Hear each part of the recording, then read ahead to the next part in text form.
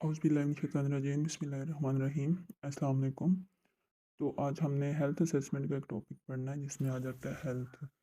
तो सबसे पहले हम देख लेंगे हेल्थ असेसमेंट में से हेल्थ की डेफिनेशन इंट्रोडक्शन देखेंगे। Health is a physical mental and social wellbeing.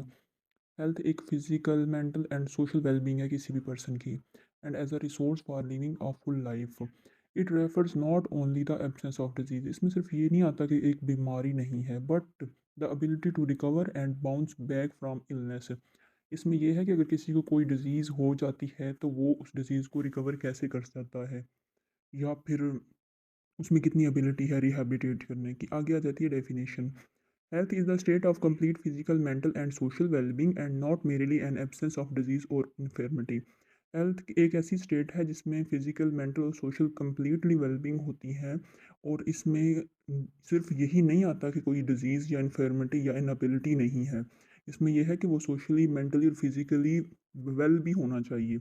और ये जो हेल्थ की डेफिनेशन है ये अकॉर्डिंग टू WHO है। ठीक है। तो हमने ये हेल्थ का इसमें इंट्रोडक्शन देख लिया, डेफिनेशन देख ली है, इससे आगे हम देख लेते हैं जी।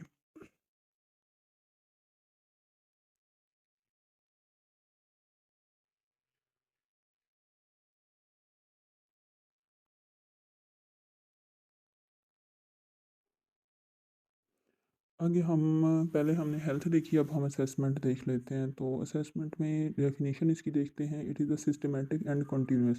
सिस्टमैटिक में आ जाता है कि एक प्रॉपर सिस्टम है, मतलब एक एक तरतीब से और कंटिन्यूअसली इसमें हमने ये करना होता है। Collection, organisation, validation and documentation of data.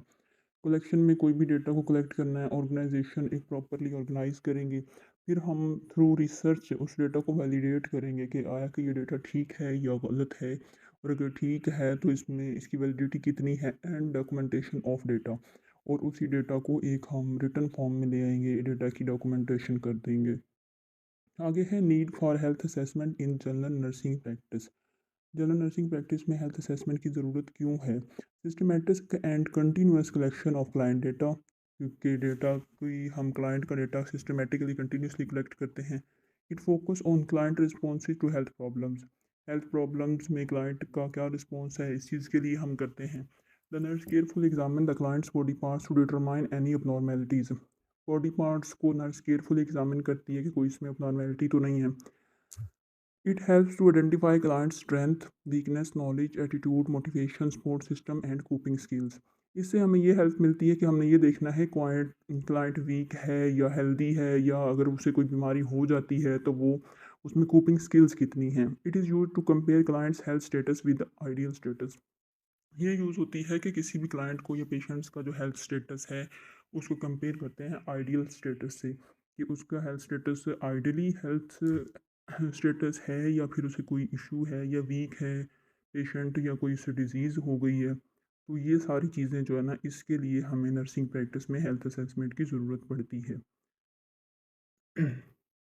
आगे हमने ये पढ़ लिया, उससे आगे हम पढ़ेंगे हेल्थ असेसमेंट की टाइप्स कौन सी हैं, किस किस जगह पे हम हेल्थ असेसमेंट करते हैं।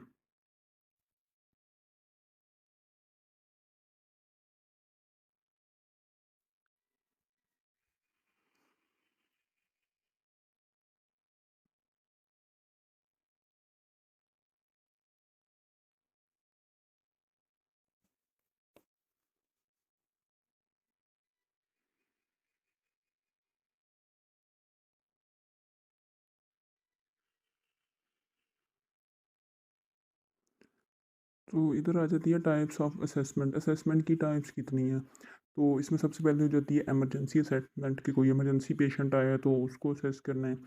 और टाइम लैप्स असेसमेंट, ये एक टाइम के बाद, एक टाइम पीरियड गुजर जाने के बाद जो असेसमेंट हम करते हैं वो टाइम लैप्स्ड असेसमेंट होती है। सबसे पहले इनिशियल असेसमेंट, कि इनिशियली हम किसी पेशेंट की जो असेसमेंट कर रहे होते हैं उसे हम कहते हैं इनिशियल असेसमेंट। ठीक है।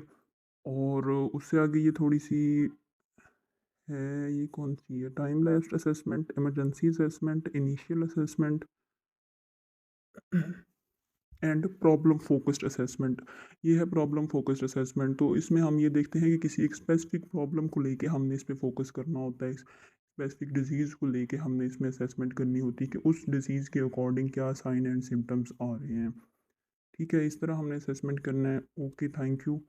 अगर आपको हमारे लेक्चर्स अच्छे लगते हैं, इससे कुछ नॉलेज मिलता है, तो इसको आप लोग लाइक एंड शेयर ज़रूर किया करें।